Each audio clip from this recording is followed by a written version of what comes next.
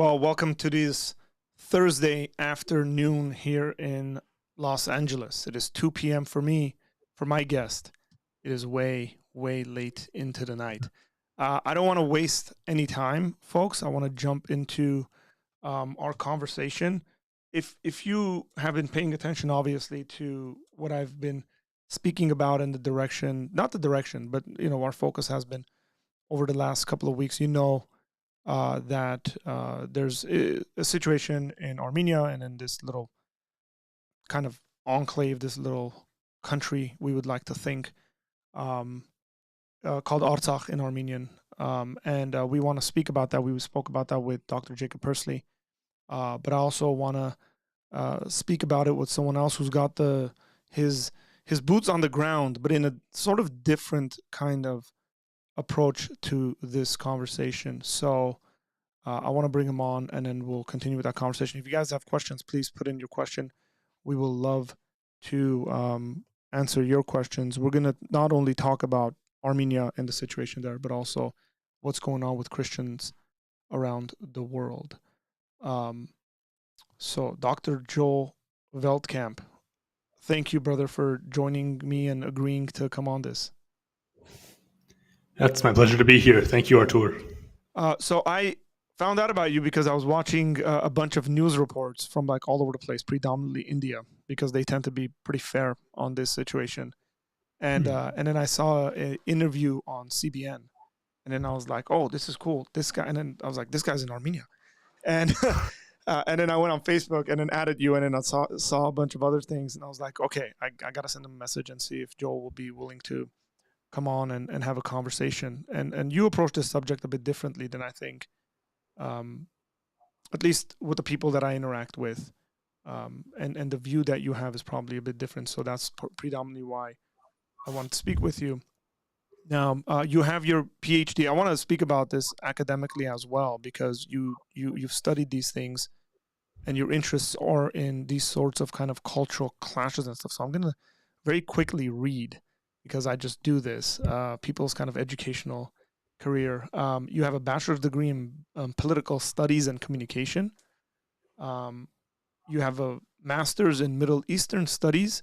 It seems to me your thesis has been focused on a certain region, and we'll talk about that. And all your attention has gone to a specific kind of region. And then you did a PhD in international history, and you did that in the Graduate Institute of International and Development Studies in Geneva, Switzerland. And specifically, your thesis was on the politics of Aleppo's Christians and the formation of the Syrian nation state. Part of the reason why it's interesting looking at your kind of studies is because even in Syria, you're going to come across Armenians, and I'm sure, especially in Aleppo, and kind of the reasoning. And I don't know if that was your introduction to Armenians and stuff like that, but kind of tell us about your educational journey, what that was like, and then you live out of the country. You live outside the United States. Currently, you, as far as I know, you're in Armenia, but you're not in Armenia right now. No, I'm in Switzerland Okay, right you're now. in Switzerland. Okay. Sorry. That's you're back and forth from different places, and tell us about that. So just a couple of words. Tell us about kind of what your education was like. Any wisdom, kind of wise nuggets you might have. Some people who want to pursue education in that kind of a setting. Sure. So yeah, I'm based in Zurich, Switzerland. This is where the headquarters of Christian Solidarity International are. That's why I live here.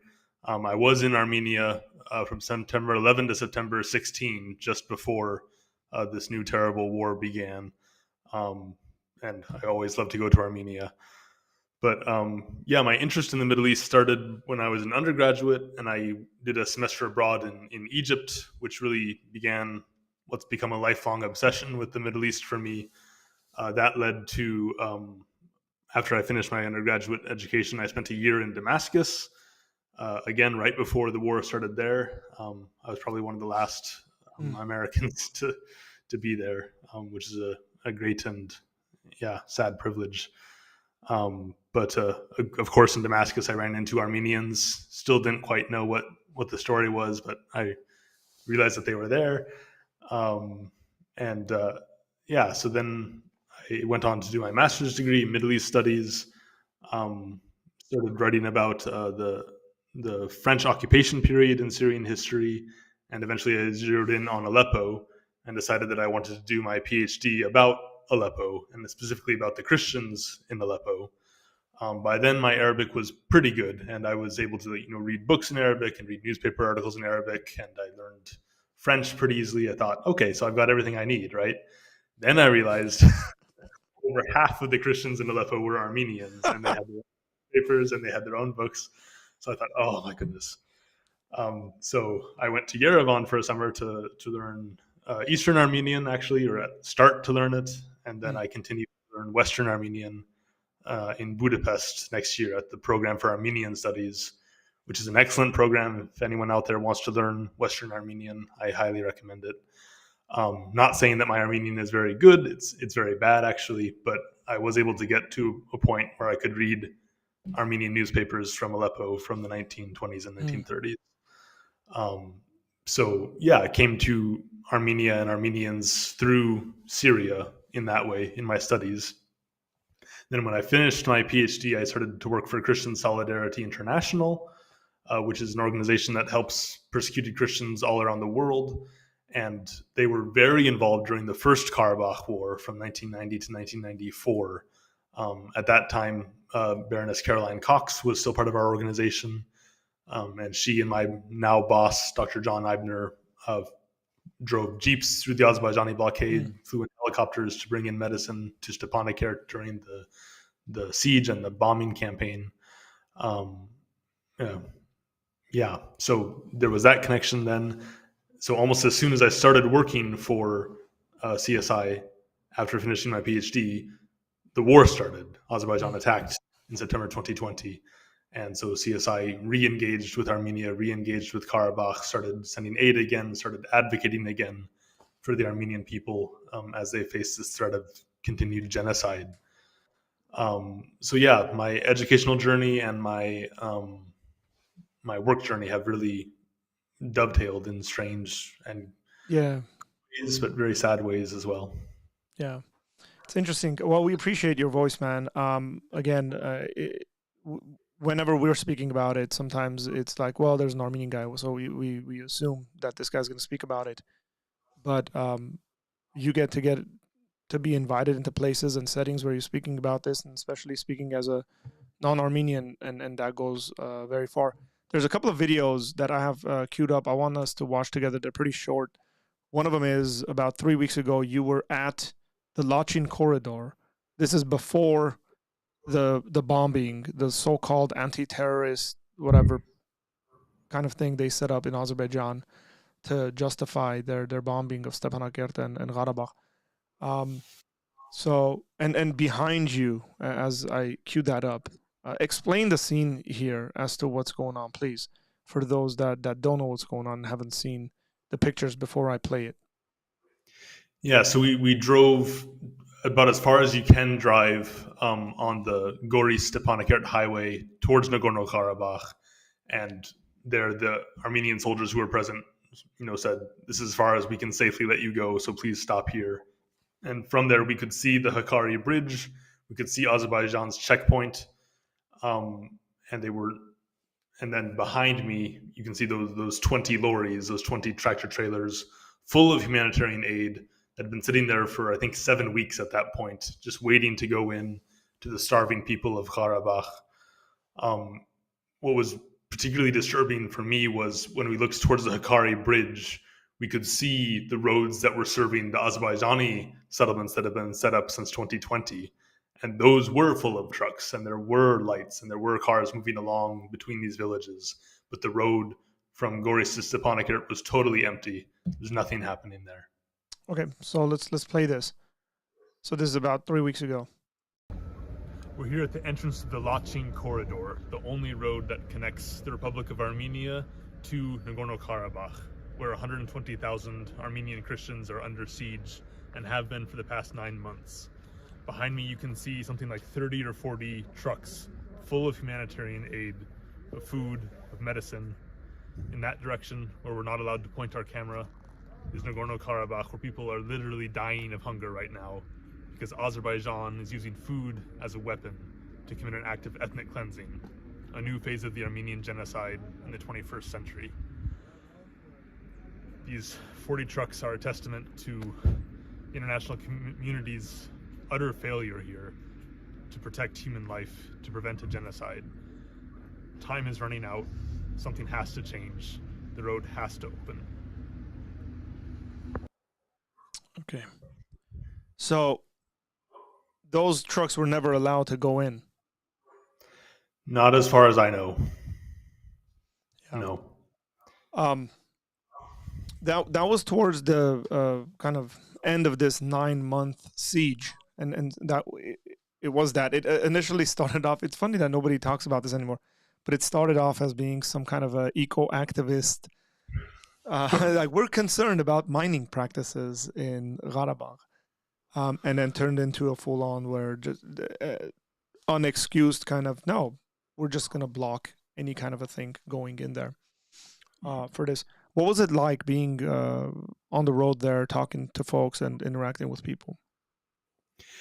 I just felt so helpless and so frustrated because we have friends in Karabakh, and we were calling them, and they were telling us, that week when we were there, they ran out of flour completely. So there was no bread at all in Stepanakert. And we were like within shouting distance of them. We were like 30, 40 kilometers away from them, and we couldn't help them. It was really a horrible feeling to be there. Okay. I want to move on to our next clip. Again, I want to remind our listeners and viewers that we're not just going to be focusing on Armenia and Artsakh, because I want to talk about kind of the world and globally what Christians are going through, speak about some statistics and stuff like that. But this was really, really cool, actually, to see that you were representing us and Armenia and all Armenians globally, I would say, at the UN Human Rights Council. International. Thank you, Mr. President. Christian Solidarity International wishes to draw the attention of the Council to Azerbaijan's ethnic and religious cleansing of Nagorno-Karabakh.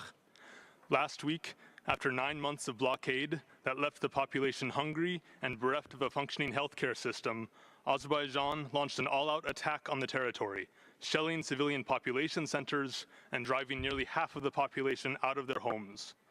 Russian peacekeepers are now working with Azerbaijan to evacuate the entire Armenian population of Nagorno-Karabakh, and under these circumstances of extreme duress, these evacuations have the character of forced deportations. After Azerbaijan's blockade began in December, CSI issued a genocide warning for Nagorno-Karabakh. In August, Mr. Luis Ocampo, the first chief prosecutor of the International Criminal Court, stated that genocide was already underway in Nagorno-Karabakh. Nevertheless, the world community did not respond by fulfilling its obligation under international law to prevent genocide. Even now, Azerbaijan has faced no consequences for its aggression. Azerbaijan's most powerful economic and security partners bear complicity in this act of ethnic cleansing. We call on all UN member states to condemn the ethnic cleansing of Nagorno-Karabakh, to assist the refugees, and to work to prevent further violence and dispossession in the region. Okay, so you went pretty hard there in that. That's a pretty serious. There's some serious comments being made there. Break that down, right? Because Armenians were, for 9 months, we did our best to try to tell people, because it's different when you understand the history of it and you're in it and you hear the language and you hear the justifications and you pay attention to the other side. When Aliyev comes up there and says Yerevan is ours, Yerevan is Azerbaijan, and Sevan is Azerbaijan, and Sunik is Azerbaijan, and they have their own names for this stuff, obviously. And you kind of look at this and you go, yeah, I don't think this guy's really concerned about these rebels living in our land.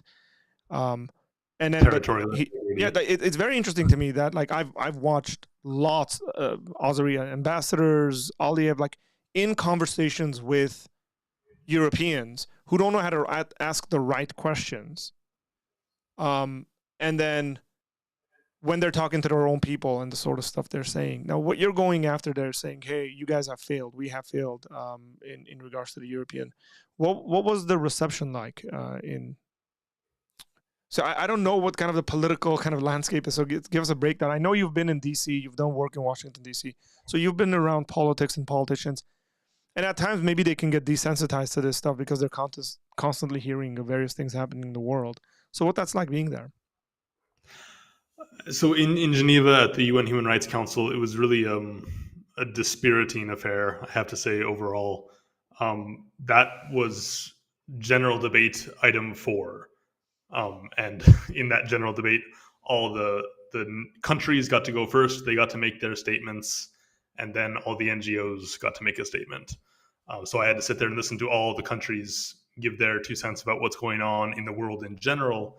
And it seemed like every country had a list of things they wanted to talk about, and a handful mentioned Karabakh, but they always said things like, "Oh, we're very concerned. We want Azerbaijan to respect the rights of the indigenous population," or we don't think a military operation is a good idea at this time. Just really useless Mm-hmm. language, right? And so, yeah, it was, I guess, in some ways satisfying to really lay it out there and say genocide is happening right now, and you're doing nothing. Um, So I didn't get much of a response at all, to be honest. It's kind so of so you keep using this word genocide, and I want to be fair in this conversation here. So the Azeris will sit there and say there is no genocide. There was a war. We fought. We bombed these people. We're arresting the terrorists, and they have been arresting Azeri leaders. And I don't know whether that violates any kind of human rights sort of stuff. It seems like it does. But yeah. and then they say, well, these people are more than welcome to stay, and they're voluntarily leaving, and that's why it's not genocide. Mm-hmm. In your kind of research, in your observation, and what you see happening in the world, why would you use this kind of language? Yeah, I don't think I would get hung up on the word, but I do think it's appropriate. If you read the Genocide Convention, it defines the crime of genocide as your intent is to destroy a racial, ethnic, or religious group in whole or in part by doing one of 5 things. Mm-hmm. And those 5 things are killing people, uh, hurting them really badly, imposing conditions of life on the group that are intended to bring about their physical destruction, taking away their kids, or preventing births within the group. For me, this fits the third one pretty clearly, right? You starve a population for 9 months, you make sure they have no food, no medicine, and then you launch a bombing campaign where you're targeting civilian sites, right? You're making sure that there's going to be tons of wounded people for whom there is no medicine. You drive half of the population out of their homes into a city where, again, there's no food, there's no electricity, there's no medicine, there's no shelter. You keep everyone in a state of terror for like 5 days. No one can go back to their villages. There's no prospect of going home. There's no security. They're threatening to arrest people for random crimes. And then after 5 days of this like state of absolute terror and limbo, and people are dying who would live if there was medicine, the Russians say, well, if you want to go, you can. Yeah. That's not a free choice, right? That's duress. This was designed to make sure the indigenous population of Nagorno-Karabakh would leave their homes and never come back. Yeah. This is the plan. Yeah, Um, I'll bring up a couple of other things that they've done since then. Now, there's a number of things that have been going on, like as of today. As a matter of fact, and we want to speak about that because it's important. But it seems like a lot of the word that's being used or not used or misused or whatever like that, and depending on the context, is ethnic cleansing. Um, and so, is there a difference between the two? Because it doesn't seem like people are very sure whether there's a difference between ethnic cleansing and genocide. I would say no. Ethnic cleansing is not a defined crime in international law. Mm, Genocide is. Ethnic cleansing is just kind of a term that we use when we don't maybe want to use the G word so quickly. mm. But we're essentially talking about the same thing. We're destroying an ethnic, religious, or racial group. We're making this place used to have these sorts of people living there. Now they're all gone. that was the plan. And yeah, essentially, functionally, they're the same thing, I would say. So one of the it's very interesting to me. I'll just bring this up as a factual point. So the Azeris will regularly say, and I've seen so many of them, again, politicians and ambassadors and stuff. Oh, the Armenians are welcome back to live in the homes that they were in as long as they're not fighting. And then, so I read, I think yesterday, that they had named one of the streets in Stepanakert, Enver Pasha. Now, if you, again, this is because immediately the Armenians who are aware of this go, wait, hang on here. So for those who don't know, Enver Pasha was one of the three architects of the Armenian genocide of 1915 at the hands of the Ottoman Empire. So this would be the equivalent of Germans telling a bunch of Jews, come back and live in this town. By the way, we've named one of the streets Himmler Street. Right? Yeah. Totally welcome. Yeah. Come back. Yeah. And then no wonder people are saying, no, I don't think we will go back. And that's why it fits the genocide narrative. It fits the ethnic cleansing narrative.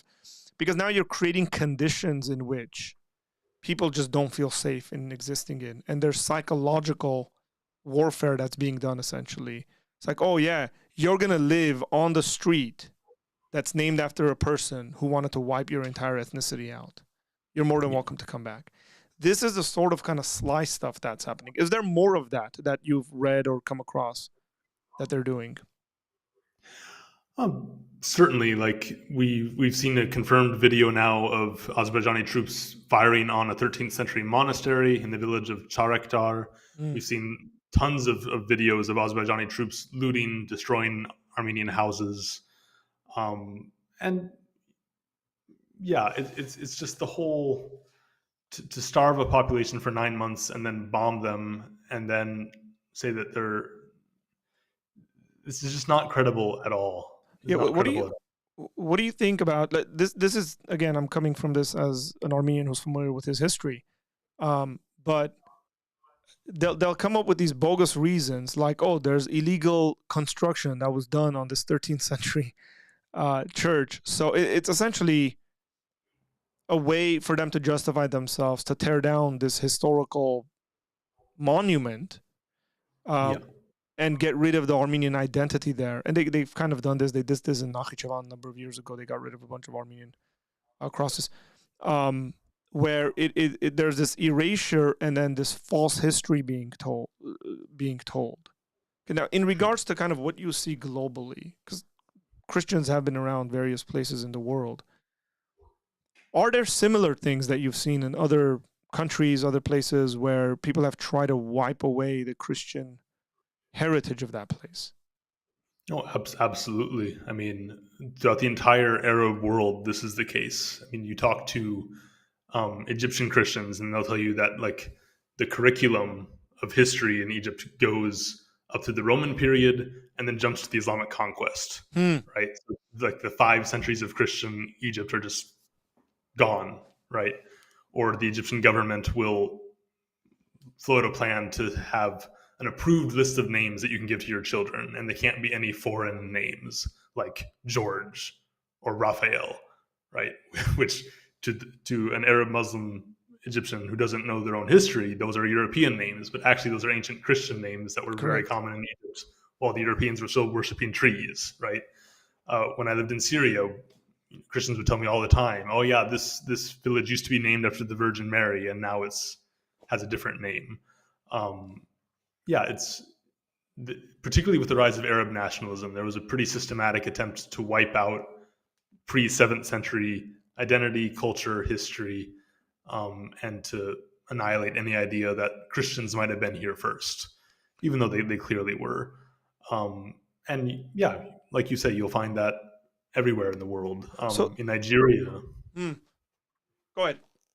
Yeah, in Nigeria right now, there's a huge conflict over the middle part of the country called the Middle Belt. And essentially, it's indigenous ethnic groups who converted to Christianity, who are farmers there, who are under attack by Fulani Muslims from farther north in Africa, who are moving in to take this land. And so again, there's this attempt to rename villages, to deny the past, to deny the attachment of these people groups to this land. It's a pretty common pattern. What do you think about this idea that gets thrown around that this is not a religious conflict? Now, your organization, CSI, it's more ecumenical in its approaches. You guys work with all Christians, all denominations, and so you're seeing, like you said, Egyptian Coptics, as well as in this case in Artsakh, there's Armenian Apostolics, but there's also evangelical churches in Artsakh that I'm personally familiar with. And you guys are kind of see this in a broad sense. So when people come to it and it gets presented like, no, there's no religious thing here. Like this is purely a social political issue. What would you say to that? I'd say a number of things. First of all, even if it is purely political, there's still an ancient Christian people at risk of genocide, right? That concerns us no matter what the motives of the genociders are in particular.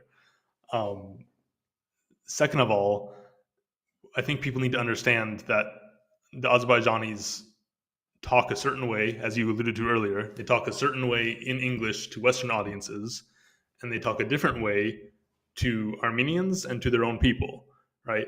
So, of course, Azerbaijan is a secular dictatorship. The primary ideology is Turkish nationalism. But when they want to terrify Armenians in Karabakh, they set up loudspeakers around the villages on the ceasefire line and blast the Islamic call to prayer into those villages. When they need fighters to take on the Armenian troops because their own troops aren't strong enough, they bring in jihadists from Syria and say, you're here to fight the kuffar. And when Aliyev is making threats against the local Armenian leadership in Karabakh, as he did in May, he said, the only way you'll be safe is if you come to us and bend your necks.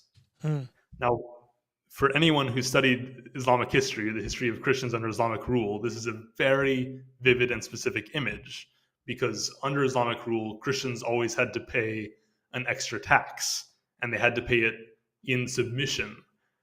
That's what Sharia law says. And the way that various Muslim rulers interpreted submission sometimes was the leaders of the Christian community come to the Muslim leaders and bend their necks and get a slap, like to rebuke them for their disbelief. On the back of the neck. Then they hand over their tax and then they're free to with their lives. That was a very specific choice of words, and I don't believe that was an accident on Aliyev's part. So that's another phase of this, that Azerbaijan is very willing to use religion in this campaign if it suits its own purposes, and to call upon these tropes and these ideas that are very deep in Azerbaijani society. That and maybe I'll just, when I was in Armenia a few weeks ago, I talked to some people in Karabakh who said, in the 70s and 80s, the Azerbaijanis were terrible to us. They did whatever they wanted to us. They would steal things from us. They would insult us. It was not good. I heard other Armenians say, the Azerbaijanis are really different now. They weren't that bad back in the 70s and 80s. And I think how you put these two things together is, when one group is on top of another, they can afford to be gracious. They can afford to be nice sometimes. They can afford to not be violent. But when that inequality is reversed and the oppressed become equals, or the oppressed become free, the oppressor group sometimes reacts very angrily. Yeah. So historically, who were the oppressed and the oppressor in this region? The upper classes were the Muslims and the lower classes were the Christians. This was the social hierarchy that gave birth to the genocide in the Ottoman Empire and is now arguably driving a lot of the violence and resentment in this conflict. So to say that religion has nothing to do with this is just, historically ignorant.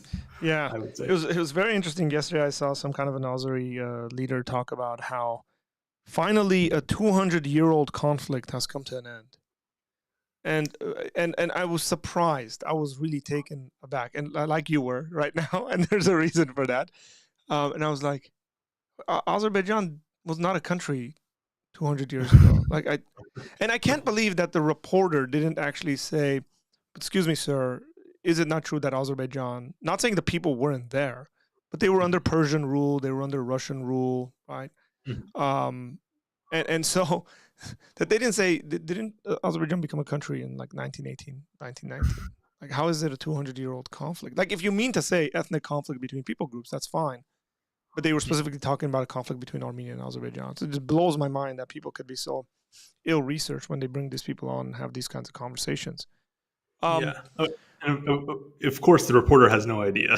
I mean, no offense to the reporter, but I know they haven't read this history of this conflict in detail. But I wonder, as you say this, 200 years is a very interesting figure because the first major violence between Armenians and Azerbaijanis, as I understand it, was in 1905. It's like 100 years ago. Yeah. But the false Azerbaijani narrative of this conflict is that Armenians are not the indigenous people, that they were brought there by the Russians in 1828.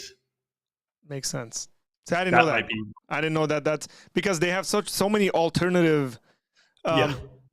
It's interesting. Like yesterday, again, this is all social media stuff. But someone I know posted something about this church that's going to be demolished or whatever like that, the illegal construction. And he said something like, how can they do illegal construction on a 13th century church? And there was someone from Azerbaijan or an Azerbaijani who had commented on the bottom. Azerbaijan was Christian before. And the claim is that all this stuff was built by them. And to a certain extent, like if I came across a North Korean who had like a weirdly false kind of narrative, because this is the case in North Korea, this false education when it comes to history, then you have sympathy to a certain extent and say, that's just not the case. And I have sympathy in that sense. But also, this is clearly a person who has access to the internet.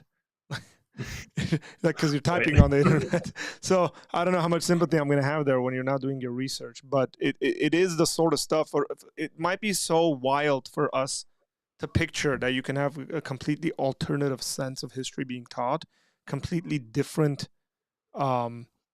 examples, and like really not critically analyzing what you're being taught. But that's the reality, and that's the reality of the people you're dealing with. Because how do you go live? Let's just say the Armenians of Karabakh went back and lived in Karabakh, and now there's schools set up in Karabakh, right?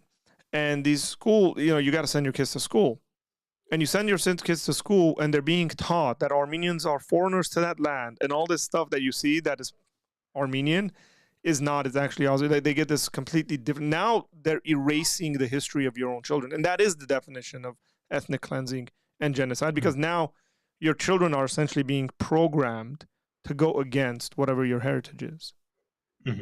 So I think the evidence is very clear there. Among the many reasons reintegration is just a crazy fanciful idea, military service in Azerbaijan is mandatory for all men. So are Armenian citizens of Azerbaijan going to serve in the Azerbaijani army and go fight against Armenia in the future wars that Aliyev has planned? This is just insane. Absolutely insane.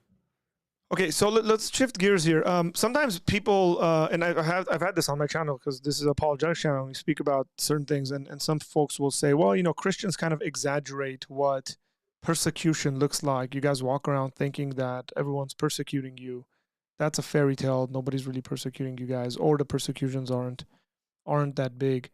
Now, I've heard it said, and I've read that the last century and whatever quarter we have now, we're into this one, is probably one of the most violent in the history of the world when it comes to Christians.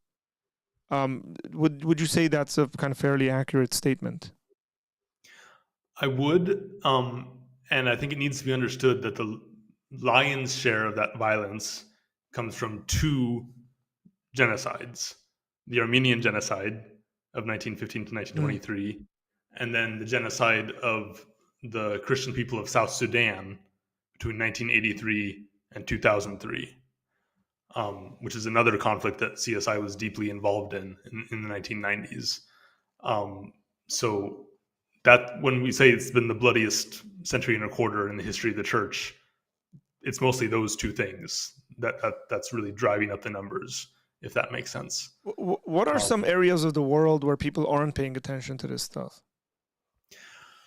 I think Nigeria is really not paid attention to, and depending on how how closely you follow the news, you might be aware that there's a group called Boko Haram Hmm. that goes around kidnapping schoolgirls and killing priests and things like this. But the really the deadly the deadlier conflict in Nigeria is what I mentioned a bit before in the Middle Belt. And there it's not Boko Haram. It's these Fulani militias that are pretty closely aligned to the Nigerian security services that are carrying out a slow motion ethnic cleansing campaign against the indigenous Christian peoples of the Middle Belt in Nigeria. And that the US doesn't want to talk about that. Most powers involved in the region don't want to talk about that because it doesn't really concern their security interests, and they want to have a good relationship with the Nigerian government. And the Nigerian government sees this as to its advantage. Basically, if this whole region were to become Muslim, it would be easier for the Nigerian government to manage certain things.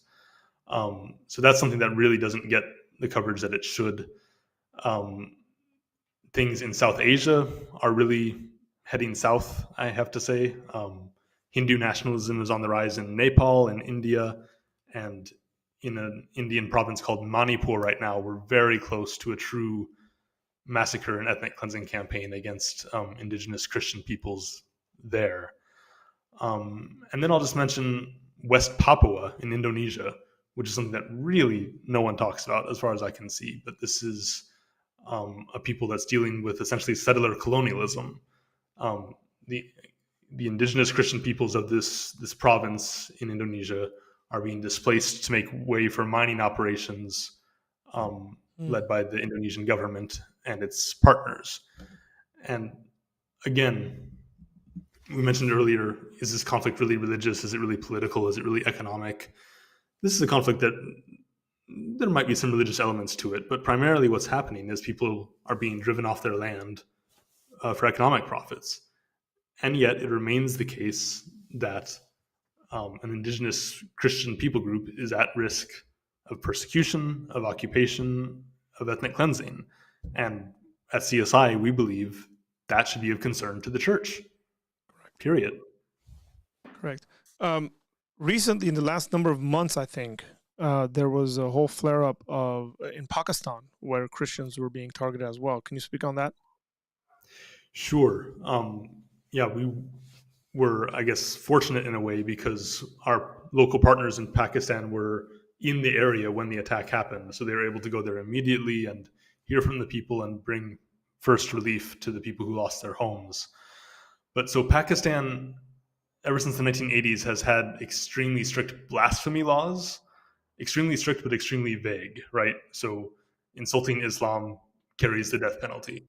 And what is insulting Islam? Well, that's kind of up to the local police officer or the Mm. local yodel on the street who So if wants you to say make an something like, if you're a Christian and you say something like Islam is false, because right, as a Christian right, you would think it's false, then that right. would be. Or even milder, you could say something like, Jesus really helped me in this trial. Mm. And someone says, "Oh, so Muhammad didn't, or Allah didn't." Uh, It can really be anything. And once the accusation is made, it's extremely dangerous, even for uh, Muslims in Pakistan who have good hearts, to speak against it, because then you're defending the blasphemer, and maybe you're a blasphemer if you're defending a blasphemer, right? Um, so the potential for these accusations to be weaponized is very, very high. And we've had cases before where someone wants the land that a Christian neighborhood is built on. So mm. they'll burn a Quran themselves and then sneak the burned pages into the pockets of a Christian girl with Down syndrome, right? And the next day there's a huge riot and the entire Christian community is driven off their land, and then they get the land. This sort of thing happens with depressing regularity. So what happened just a few weeks ago in Pakistan, in a town called Jaranwala, is some Muslims said these two Christian brothers were burning the Quran in the street. That's absolutely ridiculous, right? No one Yeah. in their right mind is going to be burning a Quran in the street in these conditions. But that was what the accusation was, and a mob descended on the entire Christian neighborhood, and something like 1,000 families had to flee, and they're displaced now. They can't go home. The neighborhood was burned. The churches were burned. Um, I don't think, and there's been further violence since then. There have been priests who've been killed in that neighborhood. But as far as we can tell, this is just a random accusation from a random bad faith actor, and that was enough to set in motion the riot, the pogrom, and the Pakistani criminal justice system, because the men who were accused of burning the Quran are now in jail, and no one is secure enough to say these men should be out of jail because there's no evidence and this is crazy talk. Mm. Um, so that's one aspect of persecution in Pakistan. There are others, unfortunately. It's quite common for Christian girls to be abducted and forcibly converted to Islam and forcibly married. And there are regular bombing attacks against churches in Pakistan. So the situation there is extremely violent, and we do what we can to come alongside the Christians of Pakistan, but it's an enormous challenge. So what kind of relief do you guys actually provide to people? So let's just say, because there might be some people watching and they're like, well, yeah, I want to do something for Armenia. I can pray for Armenia. I can pray for people like you who are in the trenches and doing all sorts of work in this. But you guys are also there providing aid. Can you tell us a little bit about that? Specifically, let's talk about Armenia, but also speak about generally what the organization does and how they approach this. Sure. So almost always what we do is, instead of like going to a country and setting up our own office and hiring our own staff and making our own organization, is we find Christians who are already there doing the work that's necessary, and we come alongside them and partner with them to help their own communities. And as a result, our aid looks different in basically every country where we work. In Armenia, it's been since 2020 helping people from Karabakh be resettled in Armenia, start new businesses, maybe winterize the houses that they found themselves living in after they were expelled from their land by Azerbaijan. And now with the enormous exodus of people from Artsakh into Armenia, that's going to, I'm sure, consume most of our efforts there. First, it will be food aid, medical aid, clothing, shelter, and then helping people start their lives up again, find places to live, find job training, get loans to start their own businesses, those sorts of things. We also supported in Stepanakert the Caroline Cox Rehabilitation Center, which was a world-class rehabilitation center serving people with disabilities and people with war wounds. Thankfully, the staff is safe in Armenia now. We were quite worried about them during the war, and they are determined to keep going, to create a new center, to keep the work alive. So we're talking with them now how we can help them continue to do this. But in Pakistan, like I mentioned, there are lots of Christians in jail on false blasphemy charges, and they need lawyers, and their families need support while they're in jail and they can't work. So we pay for their lawyers, and we provide their families with funding to buy food and medicine and whatever else they need. In Sudan, we get people out of slavery. We have an underground network that finds people who were enslaved during the Civil War in the 1980s and 1990s and 2000s and smuggles them back across the border into South Sudan to their homeland. In Nigeria, it's everything from help for refugees to medical help for victims of church bombings. So really, in every country, it's a different set of needs and a different approach that we take. If people want to give online, do they have to specify what they wanted to go to, or they just kind of generally give and then you guys decide how to disperse that? It's totally up to you if you want to give. You can specify that it's for a certain country or for a certain project, or you can just give and say, use this wherever you need it the most. And that's very helpful as well. So we have the website in the description box for anybody who's interested in doing that. You can go and support in the ways that you want to. You've kind of, I think we've tried to use this opportunity of what's going on in Artsakh and Armenia, but also speak about Christian brothers and sisters who are globally under persecution.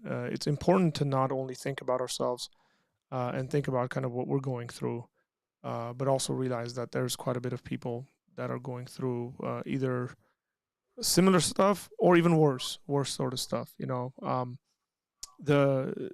When you spoke about the girls being kidnapped and forcibly kind of married and stuff like that, that was very common during the Armenian genocide.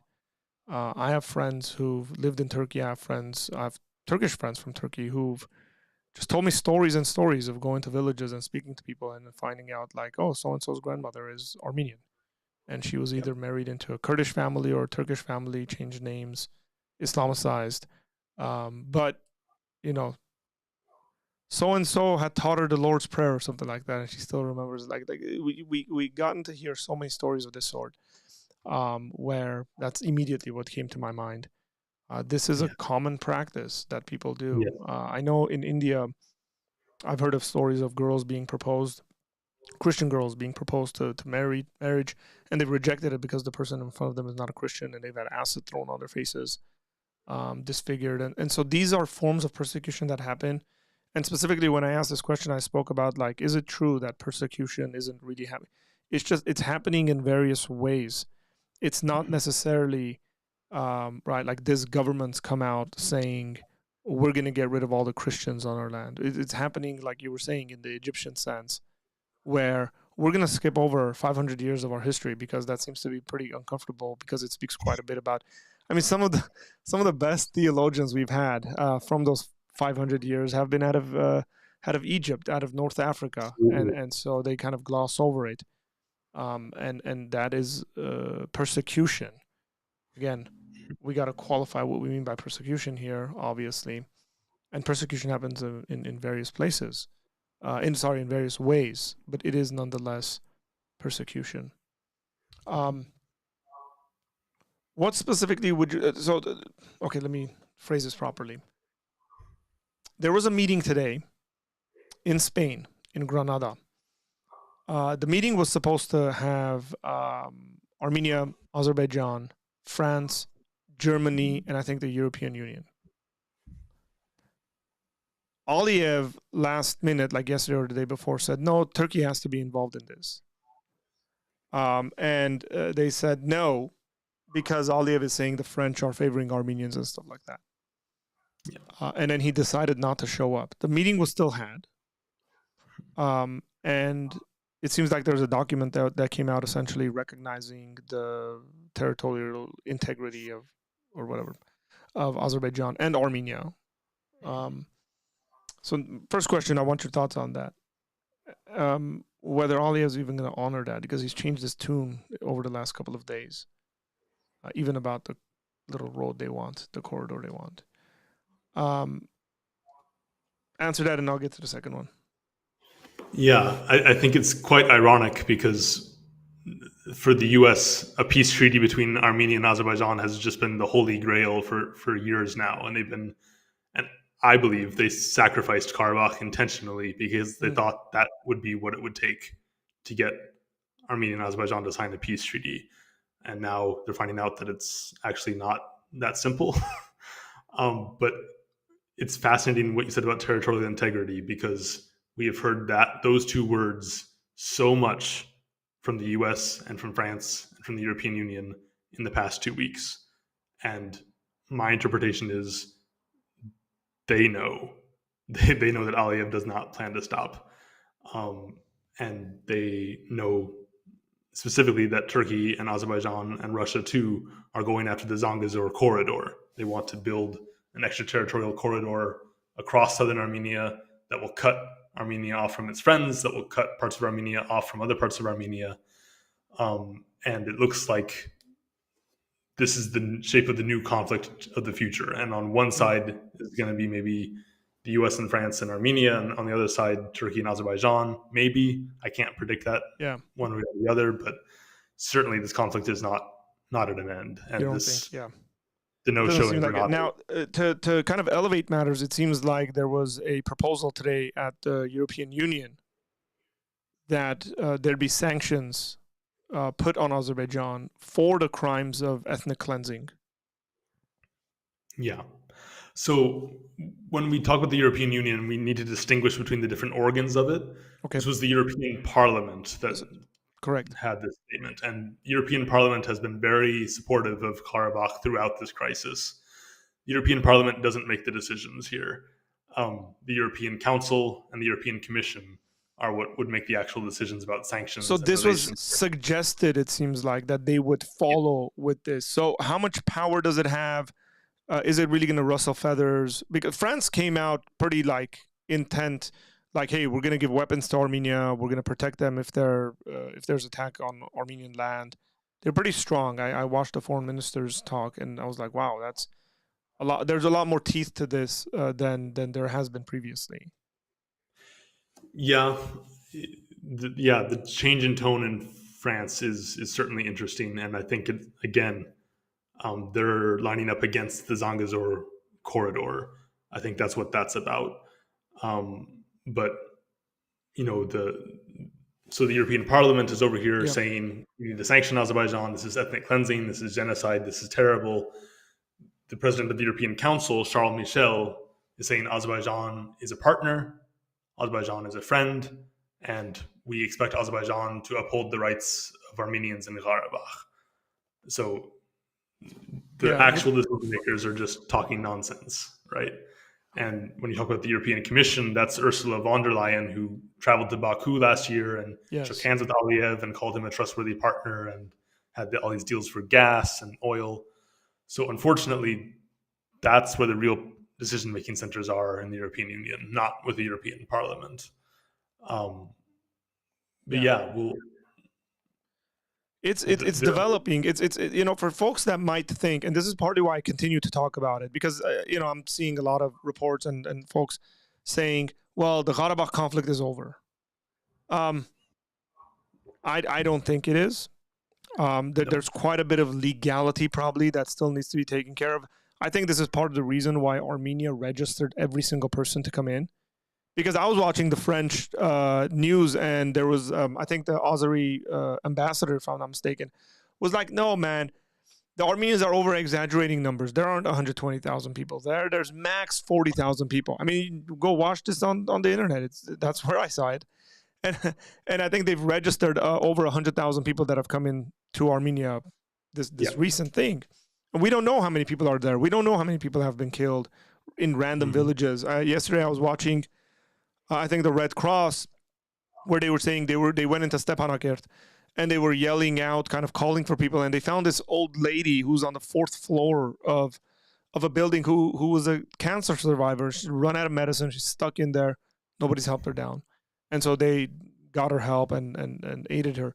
So there's quite a bit of people that could be killed, that could be lost, kidnapped. I mean, we're seeing people getting picked up on the border because they're on a list that Azerbaijan has of terrorists is what they're calling them. But this situation is not over, and that's partly why we shouldn't just like stop talking about it, like, oh, it's over, okay, let's move on to the next issue, right? In the modern age of kind of continuous information, I want us to be a little careful with that, because maybe a year ago or something, everybody was on the Ukraine bandwagon, and I always tell people, I saw people holding up Ukraine flags that didn't know what Ukraine was, nor did they know where it was and why even they're fighting. But they're fighting the Russians, so it must be a good thing. Or the Russians are fighting this, so that must be a good thing. People pay attention to these things, be well informed about it, because some of these conflicts aren't conflicts that came about 2 years ago or 5 years ago. The Crimea conflict, just a side history nerd kind of. There's something called World War Zero, for those who don't know, go look it up. And it's essentially a war that was fought over Crimea before World War One, and the Turks were involved, the Russians were involved, the Europeans were involved. Like these sorts of conflicts have been going on for some time, and they kind of re-emerge every once in a while. That's partly why I don't think the Karabakh issue, the Artsakh issue, is over, because I actually think the Azeris are going to make claims to southern Armenia, because that's what they're doing, and when you listen to their news, that's the direction it's going into. So whether the Westerners are paying attention to this or not, or there's all sorts of political maneuverings being done, the reality is that there's people on the ground that are suffering because of this. And not only as Christians are we called to pray for people, but we're called to care for the needs of people. And people like Joel are on the ground. They're doing that in various ways. Their organizations are doing that in various ways.